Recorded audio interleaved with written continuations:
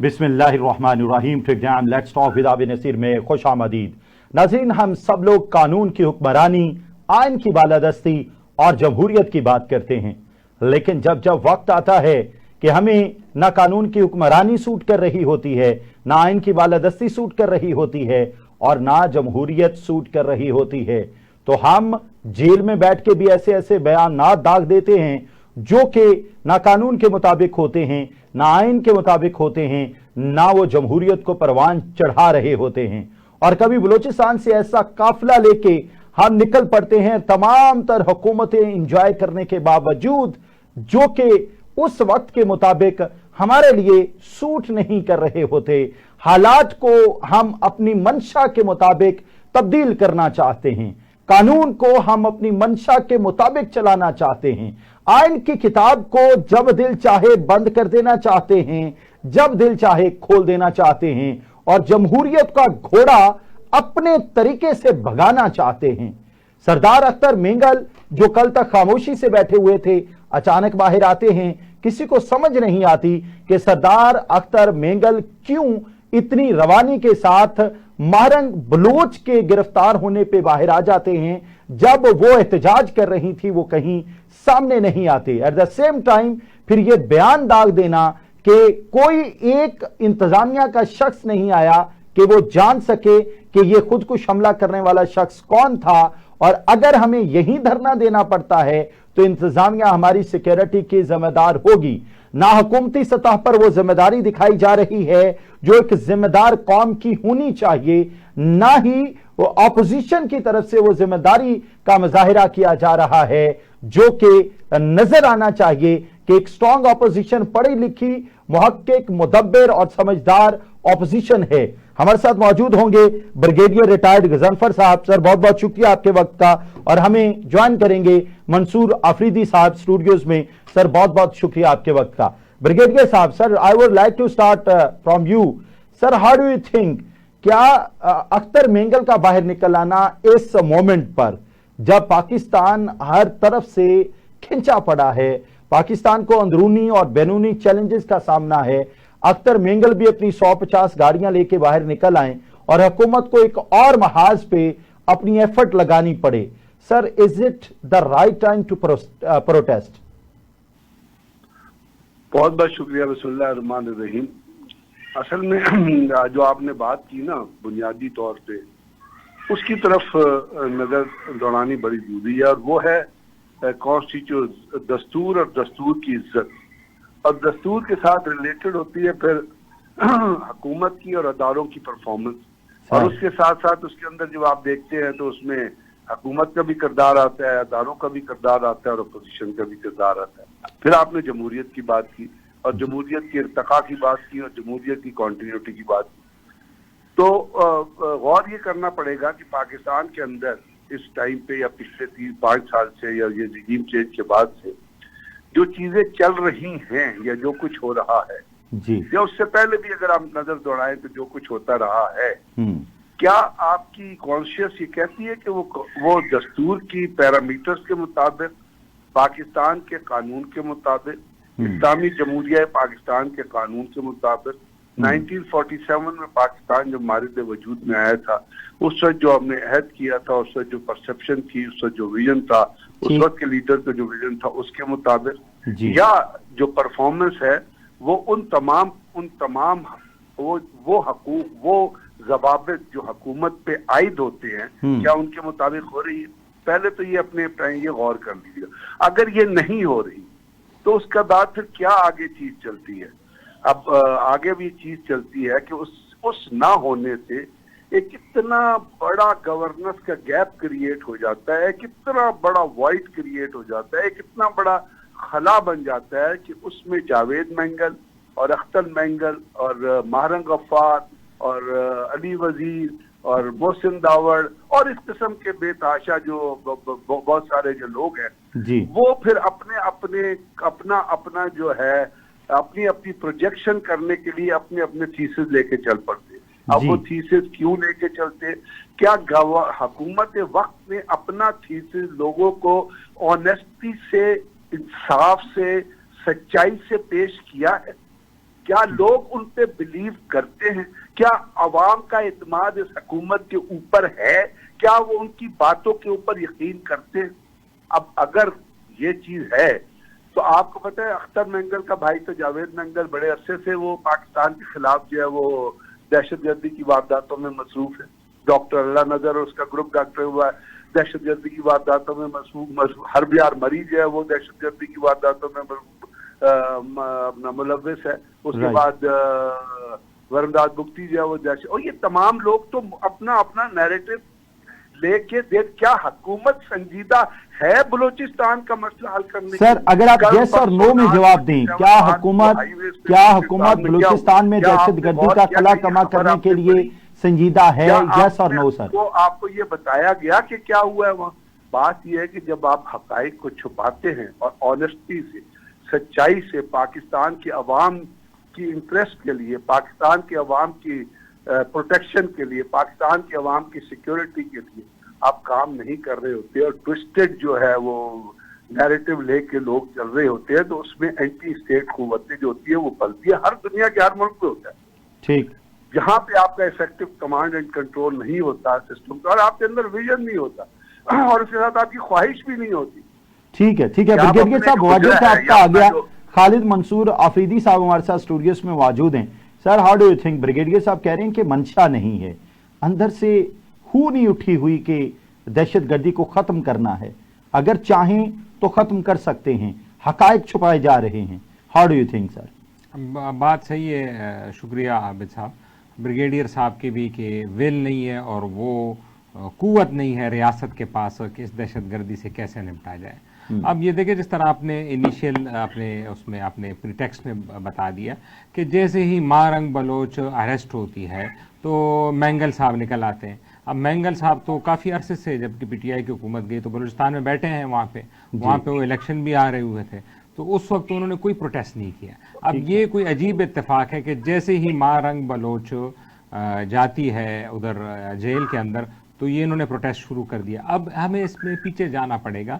جب یہ جعفر ایکسپریس کا واقعہ ہوا اور جب D G I S P R press briefing دے رہے تھے تو انہوں نے ایک بات کہی تھی کہ ایک تو ہمارے جو ہمسایہ ملک ہے جو افغانستان ہے, یہاں تو ان کے ہائیڈ آؤٹس ہیں, وہ تو کوئی چھپی ہوئی بات نہیں ہے کسی سے. کلبھوشن جادیو کو بھی پکڑا گیا تھا, ہمسایہ ملک سے آیا ہوا تھا, لیکن انہوں نے پن پوائنٹ کیا ہندوستان کی را ایجنسیز کے, جو خفیہ ایجنسی ہیں جو وہ کہ افغانستان سے آپریٹ کرتی ہیں اور پاکستان میں یہ کارروائیاں کرتی ہیں. اب اگر میں آپ کو لے جاؤں جو کہ ہندوستان کی جو موجودہ پرائم منسٹر نریندر مودی ہیں, ان کے ایک نیشنل سیکیورٹی ایڈوائزر ہیں اجیت دوال صاحب. اجیت دوال ہندوستان کے, اگر بریگیڈیئر صاحب کو بخوبی علم ہوگا, ان کی ایک ڈاکٹرین ہے ملٹری کی 2.5.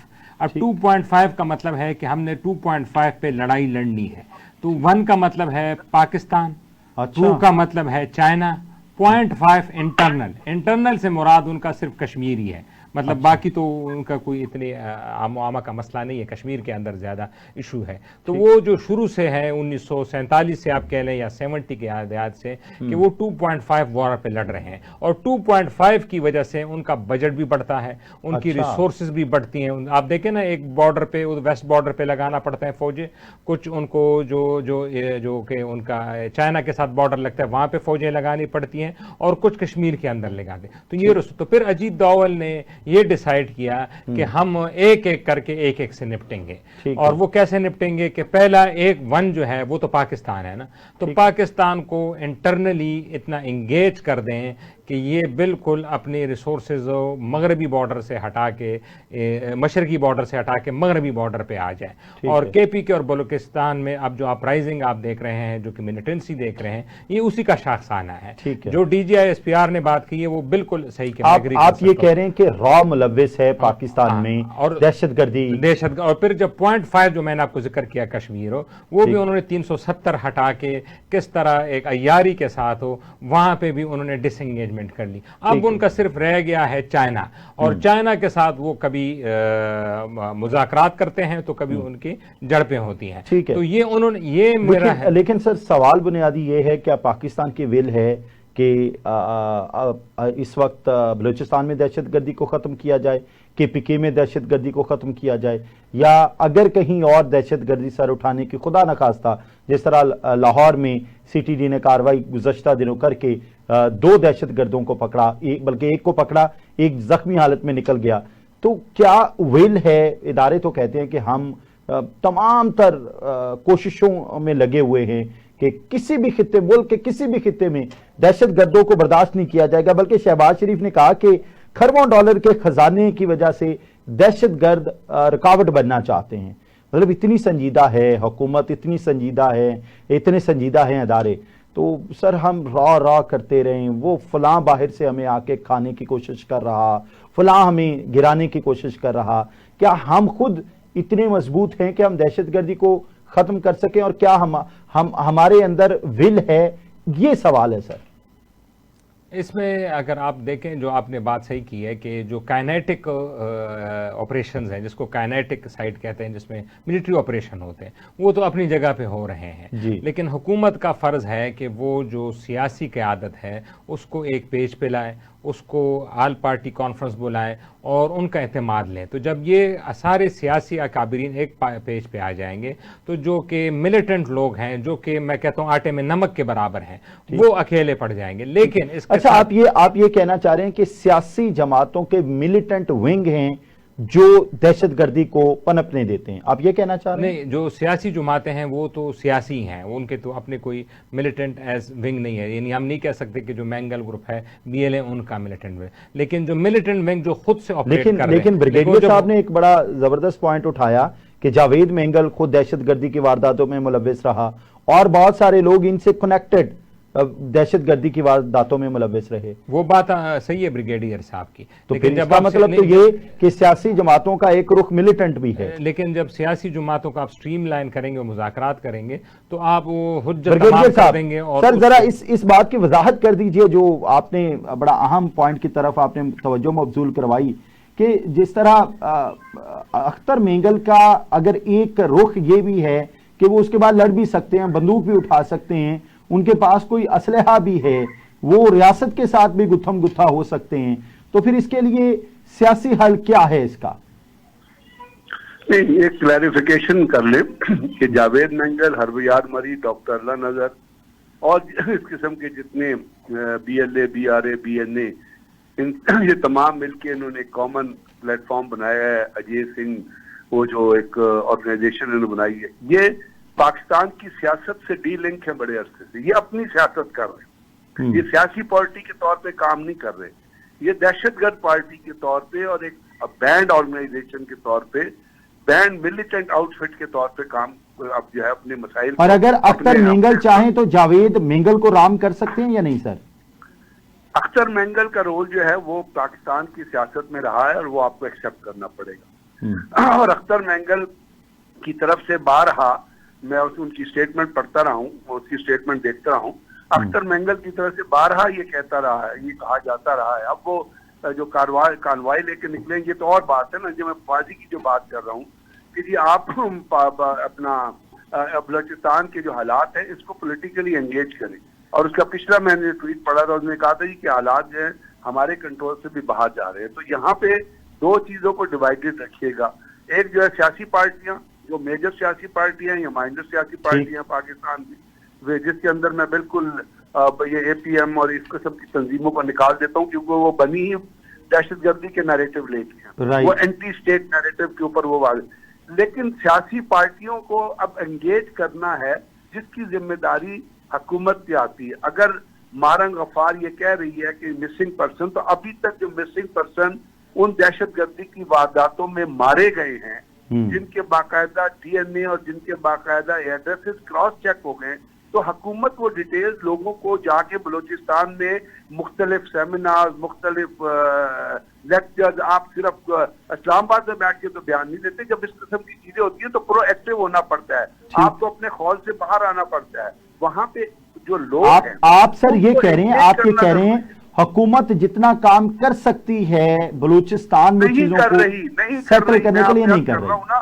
और ये सिर्फ इस हुकूमत की बात नहीं है, क्योंकि बलूचिस्तान का मसला तो बहुत अरसे से चला आ रहा है ना। इसी तरह आप याद करिए, माजी में जाइए, اے پی ایس کے جب واردات ہوئی تھی اے پی ایس کے اندر جو معصوم پھول سے بچے مارے گئے تھے، تو آپ کو یاد ہے اس وقت حکومت نے کیا لالی پاپ دیا تھا لوگوں کو کہ جی ایک نیشنل ایکشن پلان ہم نے بنایا. لوگوں نے کہا جی بڑا اچھا کیا نیشنل ایکشن پلان بنایا, ہم ایکسٹریمزم کو فروغ نہیں دینے دیں گے, ہم دہشت گردی کو نہیں پنپنے دیں گے, ہم جیو ٹیگنگ کریں گے, ہم لوگوں کو چیک کریں گے, مدرسوں کے فنڈ دیکھیں گے, باہر جو وہ ڈونیشن جو وہ لے لے ان کو ہم اپنا ریموٹ ایریاز میں جائیں گے, وہاں جو دہشت گردی کا اور مذہب کی غلط تصویر پیش کی جا رہی ہے ہم اس کو کریکٹ. سارے لوگوں نے کہا کہ یا تو نیشنل ایکشن پلان کے جو نکات ہیں وہ تو وہی نکات ہیں جس کے ذریعے آپ لوگوں کو اپروچ کر سکتے ہیں اور ڈاؤن بلو دی لائن جا سکتے ہیں. اس کے بعد کیا ہوا کہ where is that national action plan. پھر ایک آرگنائزیشن بنائی گئی, کہا کہ یہ نیکٹا ہے, اور نیکٹا جو ہے ایک ایسی آرگنائزیشن ہے جس کی واقعی پاکستان میں ضرورت تھی اور بڑی سخت آج بھی ضرورت ہے, اس وقت بھی ضرورت تھی کہ آپ نے ایک نیشنل کاؤنٹر ٹیررزم اسٹریٹجی بنانی ہے. اس وقت جو آپ کام کر رہے ہیں, میری بات سمجھ لیجئے, میری بات سن لیجئے گا, اس وقت جو ہم کام کر رہے ہیں وہ ایک آپریشنل اسٹریٹجی کے تحت کام کر رہے ہیں جس کے اوپر فوج جو ہے وہ آپریشن کر رہی ہے, چاہے وہ انٹیلیجنس بیسڈ آپریشن ہے, چاہے وہ ریسکیو چاہے وہ سرچ اینڈ سینسٹائزیشن آپریشن ہے, لیکن اس کے پیچھے جو پولیٹیکل آرم کی بیکنگ ہونی چاہیے, جس میں آپ کا ڈپلومیٹک انیشیٹو آتا ہے, جس سے آپ نے افغانستان کو انگیج کرنا ہے, جس میں آپ کا ڈپلومیٹک منورز آتی ہیں, جس کے ذریعے آپ نے دنیا کو یہ بتانا ہے ہم اپنے ملک کے اندر تو کہہ رہے ہیں کہ انڈیا انوالو ہے, کیا یہ اپنا 1 2 3 دفعہ 4 دفعہ جو ہم نے ڈوزیئر جمع کرائے ہیں یو این او میں کہ جو انڈیا پاکستان میں انوالو ہے, آپ مجھے بتائیے کسی نے اس کو پرسو کیا جمع کرانے کے بعد؟ اس میں سوشل ایکشن پلان آنا ہے. ٹھیک ہے, اچھا سر, اس دہشت گردی میں ہم عمران خان کے دور میں دیکھتے ہیں کسی طرح کی کوئی دہشت گردی کی واردات نہیں ہو رہی تھی, چیزیں دہشت گردی کے حوالے سے سیٹلڈ تھیں. کیسے کمپیریزن کریں گے عمران خان کے 4.25 سالہ دور اقتدار میں ایسا کیا تھا جبکہ انہوں نے تمام لوگوں کو لا کے بسایا؟ یہ حکومت الزام لگاتی ہے کہ عمران خان اور جنرل باجوہ نے مل کے لوگوں کو یہاں لا کے اپنے دور اقتدار میں بسایا, لیکن دہشت گردی پھر بھی نہیں تھی. اب کیوں دہشت گردی ہے, تب کیوں نہیں تھی؟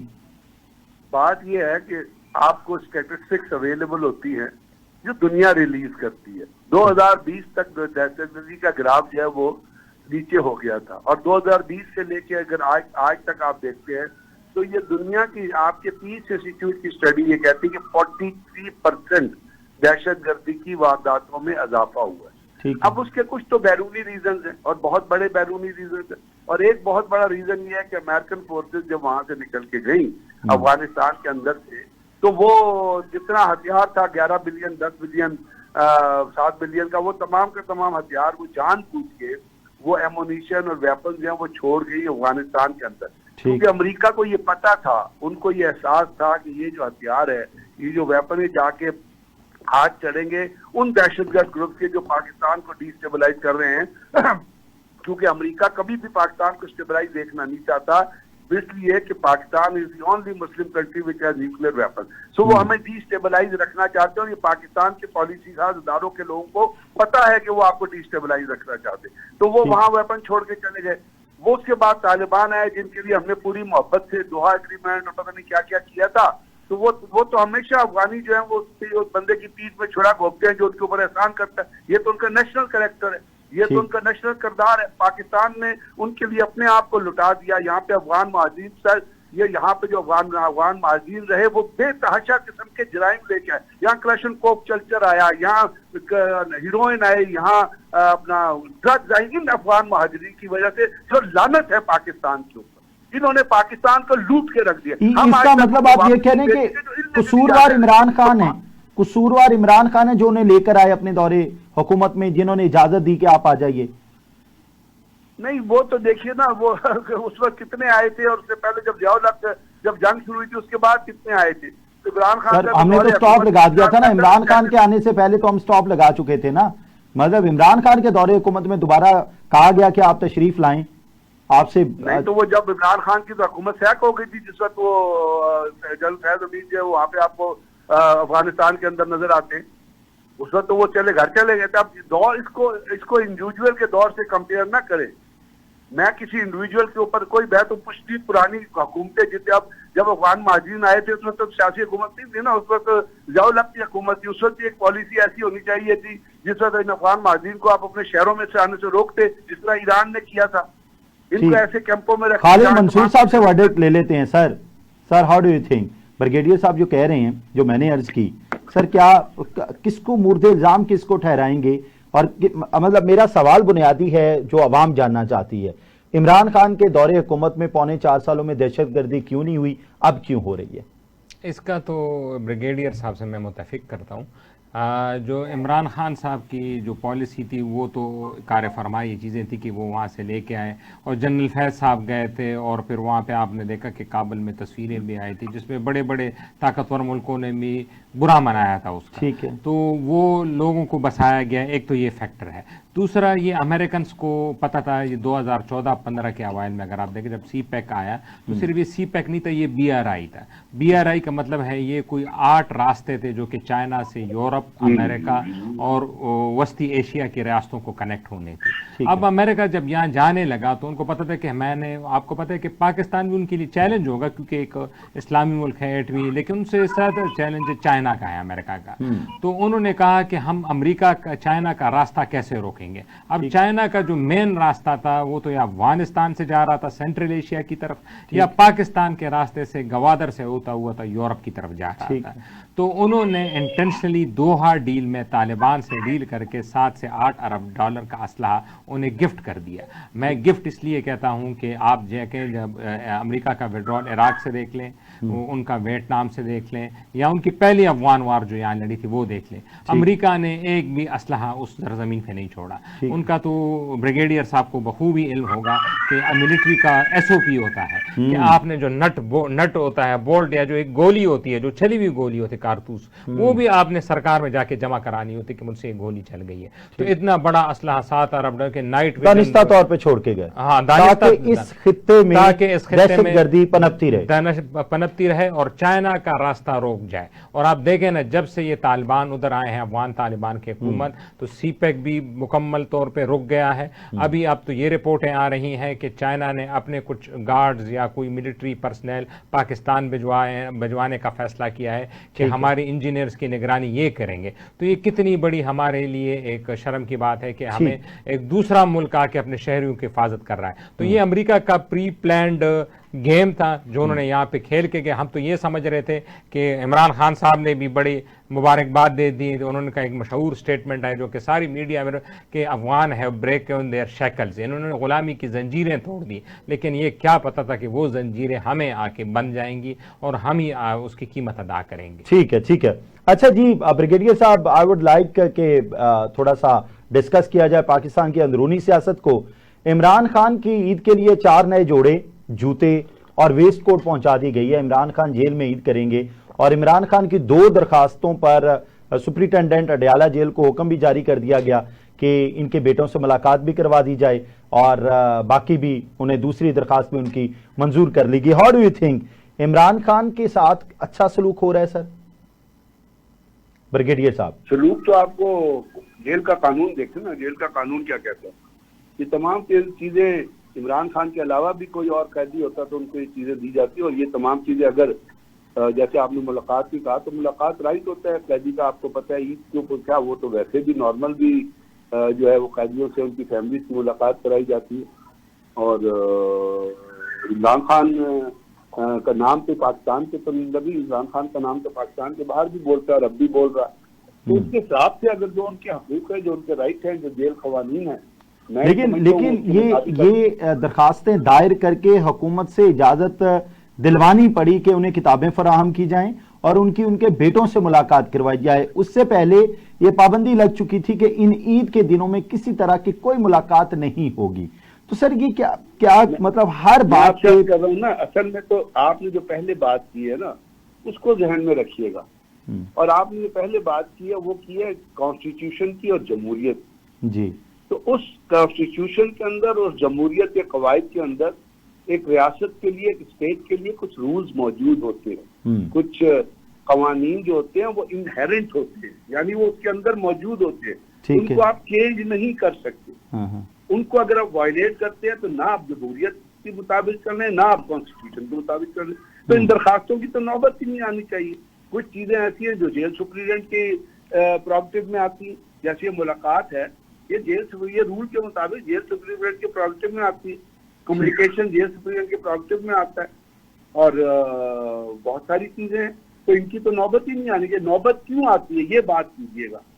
ٹھیک ہے، نوبت آئی کیوں سر؟ چلیے یہ فرما دیجئے۔ اس لیے کہ آپ وہ جو آپ نے کانسٹیٹیوشن اور آپ نے قانون بتایا، آپ اس کے مطابق نہیں چل رہے، نہیں چل رہے۔ سر فور کاسٹ کیا کر رہے ہیں؟ فور کاسٹ کیا کر رہے ہیں؟ موجودہ حکومت کب تلک اسی طرح سے چیزوں کو چلاتی رہے گی؟ کب کس حد تک ممکن ہوگا اسی طرح پنجوں کو مروڑا جاتا رہے؟ کس حد تک ممکن ہوگا اسی طرح اپنے مطابق چیزیں چلائی جاتی رہیں؟ اور کب جا کے آپ کے خیال میں کیا فور کاسٹ کریں گے اینڈ ہو جائے گا کہ اس وقت کنٹرول کیا ہی نہیں جا سکتا؟ 26 امینڈمنٹ ہو گئی ہے تو ہر چیز چلتی رہے گی، اب کیا کر سکتے ہیں آپ کے خیال میں یہ 2029 تک ساری چیزیں سموتھ چلتی رہیں گی؟ میں آئی ڈونٹ نو، لیکن جس طرح چیزیں چل رہی ہیں اور پاکستان کے اندر جو بہت سیریس چیلنجز ہے اس وقت، اس سیاست سے ہٹ کے آپ بات کریں تو اب اس کے اوپر کیا دھیان ہے ان کا، کیا چیزیں ہیں، میں اس کے اوپر کریں گے تو ایک بڑا لمبا تھیسس ڈیولپ ہو جائے گا۔ لیکن اب جس طرح لوگ کیا کر سکتے ہیں، اب جس طرح آپ یہی دیکھ رہے ہیں نا کہ جو ماضی میں جو چیزیں ہوئی ہیں، کیا پھر وہی بات کروں گا آپ سے، کیا وہ کانسٹیٹیوشن کے پروگیٹو میں ہوئی ہیں؟ کیا وہ آج اپنا وہاں جا کے قاضی فائد صاحب آپ نے بھی ایک انٹرویو دیا جس میں انہوں نے بہت ساری چیزیں کہی ہیں، اب ہم اس میں کیا کہہ سکتے ہیں؟ عوام تو صرف ریسیونگ اینڈ پہ ہے نا۔ ٹھیک ہے ٹھیک ہے، خالد منصور افریدی صاحب سے بھی ورڈکٹ لے لیتے ہیں۔ خالد صاحب، اس وقت پاکستان تحریک انصاف شدید غم و غصے میں ہے کہ عمران خان کو عید بھی جیل میں کرنی پڑ رہی ہے، 4 جوڑے جوتیاں اور ویسٹ کوسٹ پہنچا دی گئی ہیں، اور خوشخبری یہ ہے کہ ان کو اب کتابیں فراہم کر دی جائیں گی، پلس بیٹوں سے ٹیلی فونک رابطہ کروا دیا جائے گا۔ کیا سمجھتے ہیں کس طرف جا رہے ہیں؟ کب تک حالات نارملائز ہونے کی طرف جائیں گے یا اسی طرح چلتا رہے گا؟ جس طرح بریگیڈیئر صاحب نے کہا کہ دستور و آئین کے مطابق چلنا چاہیے، تو اس پہ سے مجھے ایک واقعہ یاد آ گیا۔ جب بڑے میاں صاحب وہ مشرف دور میں جیل میں گئے تھے تو وہ ایک دن جیل کے اندر ٹہل رہے تھے، تو سیف الرحمان، اگر آپ کو یاد ہو، جو کہ نیشنل اکاؤنٹیبلٹی بیورو کے چیئرمین تھے، وہ آئین اور قانون کی کتاب پڑھ رہے تھے۔ تو انہوں نے پوچھا آپ کیا کر رہے ہو؟ کہہ رہے میں آئین قانون پڑھ رہا ہوں کہ کس قانون کے تحت ہم یہاں سے بری ہوں گے تاکہ ہمارے کیسز گئے۔ تو میاں صاحب نے جواب دیا کہ ہم نہ اس آئین کے تھرو جیل میں آئیں اور نہ اس آئین کے تھرو ہم باہر جائیں گے، ہم ایسے ہی آئیں اور ایسے ہی جائیں گے۔ تو پاکستان میں تو قانون اور آئین کا دستور تو یہی ہے کہ آپ نے ماضی میں بھی دیکھا اور اب بھی دیکھ رہے ہیں۔ اور جس طرح آپ نے یہ جوڑوں کی بات کی، یعنی لگ رہا ہے کہ خان صاحب پہ آسانیاں، سختیوں سے آسانیاں ہو گئی ہیں۔ ٹھیک، ہمارے ساتھ اسٹوڈیوز میں موجود ہیں خالد منصور افریدی صاحب، اور ہمیں ٹیلی فون لائن پہ جوائن کیا ہے ڈاکٹر احسن نے۔ اور خالد منصور افریدی صاحب، آپ فرما رہے تھے عمران خان سے متعلق کہ عمران خان جیل میں ہی عید کریں گے، اور عمران خان پر اب بہتر حالات آ رہے ہیں، چیزیں سمودھ ہو رہی ہیں۔ کیسے؟ مطلب یہ ہمیشہ سے پاکستان تحریک انصاف کہتی آئی ہے، عمران خان 5 دن بعد آیا، مطلب پچھلی بڑی عید سے لے کر اگلی چھوٹی عید آ گئی، سب یہ کہہ رہے تھے کہ اب آیا اب آیا اب آیا، لیکن عمران خان باہر نہیں آیا، اور اب آپ نے پھر چنگاری چھوڑ دی کہ عمران خان کے لیے اب بہتر حالات آ رہے ہیں۔ سر کیسے؟ ہاں جی، بہتر حالات ان سینس میں کہ ان کی جو جیل کی سختیاں ہیں وہ کم ہوں گی۔ آپ اگر اور انفارمیشن کو تو چھوڑیں جو کہ میڈیا کہہ رہا ہے، جو کہ وہاں پہ پریس بریفنگ ہوتی ہے، آپ صرف سمپل جائیں عمران خان کے ٹویٹر ٹائم لائن پہ اور وہ 2 مہینے سے آپ اس کو مانیٹر کریں، تو یہ ان کا جو نیریٹو تھا، جو یہ کبھی جنرل یحییٰ خان کہتے تھے، کبھی 71 کی لڑائی کہتے تھے، جو کہ اسٹیبلشمنٹ پہ تنقید کرتے تھے، وہ 1-2 مہینے سے وہ نہیں ہو رہی۔ وہ ایک گڈ بوائے کہہ لیں، اچھا بچہ بننے کی کوشش کر رہے ہیں، اور حکومت پہ تنقید ہو رہی ہے لیکن اسٹیبلشمنٹ کی طرف، جس کی وجہ سے مجھے لگ رہا ہے ان پہ یہ سختیاں کم ہو رہی ہیں۔ اب یہ کتنا کنسسٹنٹ رہتے ہیں اچھا بچہ بننے میں، یہ اب حالات پہ ڈیپینڈ کرے گا، اور جیل سے نکلنے میں تو گڈ بچے میں کامیاب ہو جائیں گے، لیکن وزیر اعظم کی سیٹ پہ پہنچنا وہ مجھے ناممکن سا لگتا ہے، کیونکہ شہباز شریف جیسا اچھا بچہ بننا ان کی بس کی بات نہیں ہے۔ وہ آپ کو پتا ہے ڈاکٹر احسن محمود صاحب، sir how do you think? شیر افضل مروت یہ کہتے ہیں کہ पीटीआई में छिना छपटी का माहौल है, पीटीआई में कोई फैसला दुरुस्त नहीं हो रहा। यहाँ खालिद मंसूर अफरीदी साहब कह रहे हैं कि पीटीआई छा जाएगी, वो वजीर आजम तो नहीं बन सकेंगे लेकिन हालात बड़े नॉर्मलाइज हो जाएंगे। सर क्या खुशखबरी देंगे आप? देखिए, मैं अफरीदी साहब जो है ना, जो फरमा रहे हैं जिस तनाजर में, मुझे वो बात दुरुस्त नहीं लग रही, क्योंकि इस वक्त जो मुल्क के हालात हैं और जो गुज़िश्ता 2 माह में भी अगर लगा लें तो जो ख्वाजा आसिफ साहब के बयानात थे, जो अता तारड़ साहब के बयानात थे और जो राना सनाउल्लाह साहब के बयानात थे और कुछ चंद एंकर्स और चंद रिपोर्टर्स जिनको खसूसी तौर पर सर्टिफिकेट और मेडल्स अता किए गए हैं हुकूमत की जानिब से, उनकी अगर नैरेटिव को देख लें तो ये किसी भी तरह मुमकिन दिखाई नहीं देता कि ये मौजूदा हुकूमत और मौजूदा जो रजीम है और मौजूदा जो एस्टेब्लिशमेंट है, ये इमरान खान जैसे एक बैनुल अक़वामी कद्दावर लीडर को रहा करने का खतरा मोल ले सकें। सर बैनुल अक़वामी कद्दावर लीडर, लेकिन लोग तो ये कहते हैं कि ये मुल्क दुश्मन लीडर है, पाकिस्तान में अनारकी किसी सिचुएशन सिर्फ इमरान खान की वजह से है। सर इस बयान को कैसे लेते हैं आप? देखें, ये मैं ये समझता हूं कि जब हुकूमत करने वाले लोग नाहिली की उस सतह पर पहुंच जाते हैं कि उनके पास गुड गवर्नेंस और हुकूमत चलाने का कोई तरीका बाकायदा तौर पर मौजूद नहीं रहता और इज्जत माब जनाब chief of army staff general Asim Munir साहब ने भी जो एक मीटिंग इजलास मुश्तरका इजलास हुआ था हुकूमत का अमन अमान के हवाले से, दहशतगर्दी से निमटने के हवाले से, उसमें भी जो उन्होंने निशानदेही फरमाई थी कि हम ये गुड गवर्नेंस के खला को कब तक खून से भरते रहेंगे, खून अपने नौजवानों और अफसरों का दे के इस खला को भरते रहेंगे। तो ये जब हुकूमतें होती है ना जिनके पास अपनी नाहिली की बुनियाद पर उनकी अदम गुड गवर्नेंस की सलाहियतें जो होती हैं, वो जो है उस बुनियाद पर वो फिर उनको जब कुछ चीज मिलती नहीं बताने के लिए वो मलबा डाल देते हैं कि जो एक बंदा जेल के अंदर मुकीद है। भाई उसका क्या ताल्लुक किसी दहशतगर्दी से या किसी, और इमरान खान के अपने दौर में तो कोई दहशतगर्दी के वाकयात नहीं हो रहे थे, ड्रोन अटैक नहीं हो रहे थे, कहीं कोई हमले नहीं हो रहे थे, कोई ग्वादर में हमले नहीं हो रहे थे, कोई बलोचिस्तान में नहीं हो रहे थे। और अभी भी देख लें कि हमले सिर्फ जो है ना पाकिस्तान में हो रहे हैं, ना चीन में हो रहे हैं, ना भारत में हो रहे हैं, ना ईरान में हो रहे हैं। ये एक मेहरबानी पाकिस्तान पर ही तारी है कि जी ये दहशतगर्दी का निशाना बन गया, जी ये हो गया वो हो गया। तो मैं नहीं समझता कि इसका जो एक बंदा जो 600 दिन से ज्यादा हो गए जिसको पाबंदे सलासल और बेगुनाह और एक गलत मुकदमात का शिकार शख्स जो है ना वो दहशतगर्दी का बायस बनता हो, ऐसा तो बिल्कुल भी नहीं। और दूसरा जिसको नोबल इनाम के लिए भी नॉमिनेट कर दिया गया हो, नोबल इनाम के लिए उनको नॉमिनेट कर दिया गया इमरान खान को। तो हुकूमत की हालत तो ये है कि इनके वज़रा जब जाते हैं बैरून ममालिक तो इनको जो है वो इस्राइल और यहूदी और नसारा के खिलाफ करार देते हैं इनके नैरेटिव को। सर एक जो लीडर होता है, सर एक लीडर होता है वो अपनी रियाया का जिम्मेदार होता है या नहीं होता? देखिए लीडर जो होता है ना, जी बिल्कुल हर लीडर जो होता है जो देखिए अपनी रियाया का जिम्मेदार होता है। सर इमरान खान की रियाया पता किस तरह की है? आपको पता है last time chief of army staff की वालिदा अल्लाह ताला के पास चले गई। Sir would you imagine Pakistan Tehreek Insaf के अकाउंट से ये कहा गया कि फरिश्ते ने घर सही चुना लेकिन बंदा सही नहीं चुना।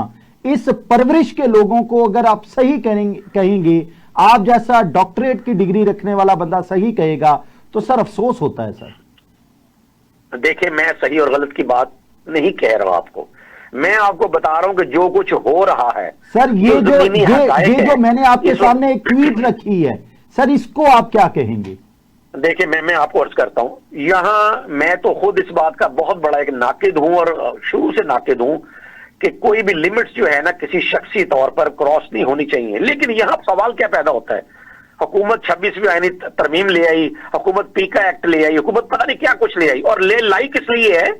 वो इन्हीं सोशल अकाउंट्स के लिए। लेकिन वो एक चीज जो है इसको नजरअंदाज कर रहे हैं कि ये सूरत पैदा क्यों हुई है। जब आप लोगों पर झूठे मुकदमात कायम करेंगे, जब एक बंदे पे 100 150 मुकदमा दर्ज कर दिए जाएंगे, आप सोल्यूशन बता दीजिए। सर आप सोल्यूशन बता दीजिए।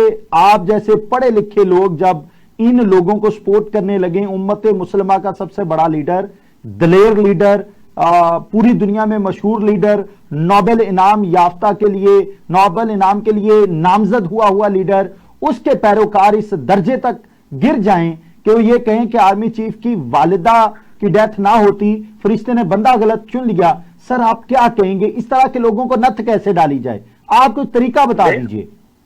میں تو یہ سمجھتا ہوں کہ چاند کا تھوکا جو ہے نا ہمیشہ منہ پر آتا ہے، اس لیے ان چیزوں کی ویلیو کوئی نہیں ہوتی۔ ویلیو کس چیز کی ہوتی ہے؟ ہم اس وقت جو دنیا میں 120 ممالک ہیں جو پاکستان کو چھوڑ کے، جہاں پر سوشل میڈیا کی اس سے بھی بہت زیادہ آزادی ہے جیسے کہ ہمارے ہاں آزادی ہے۔ بات یہ ہوتی ہے کہ لوگ، آپ یہ دیکھیں کہ وہ جسٹن ٹروڈو جو وہ ہے ابھی جس نے پرائم منسٹر سے، کینیڈا کی پرائم منسٹرشپ سے استعفیٰ دی ہے، وہ سائیکل لے کے، موٹر سائیکل لے کے، کار لے کے اپنی مارکیٹ میں وہ شاپنگ کرتا پھر رہا ہے۔ کیا یہ لوگ کر سکتے ہیں یہاں پر؟ سر آپ یہاں پر کوئی ہمارا لیڈر یہ کوئی تو یہ تصور کر سکتا ہے کہ وہ اس طرح کی، وہ کیوں؟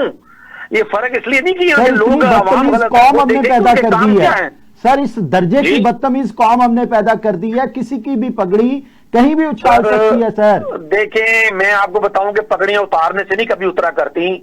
جو اللہ کے ہاں معزز ہوتا ہے، جس کے اخلاق اچھے ہوتے ہیں، جس کا کردار اچھا ہوتا ہے، اور جس کے اوصاف اچھے ہوتے ہیں، اور جس کے کام اچھے ہوتے ہیں، مجھے بتائیں، لوگوں پر جھوٹے مقدمے بنانا جو ہیں اور اپنے اختیارات کا ناجائز استعمال کرنا جو ہے، یہ کوئی اچھی باتیں ہیں؟ بہت غلط بات ہے سر، کنڈیم کرتا میں تمام چیزوں کو، لیکن نوجوانوں کو اس چیز کی بھی اجازت نہیں ہونی چاہیے کہ وہ اپنا سوشل میڈیا اٹھائیں۔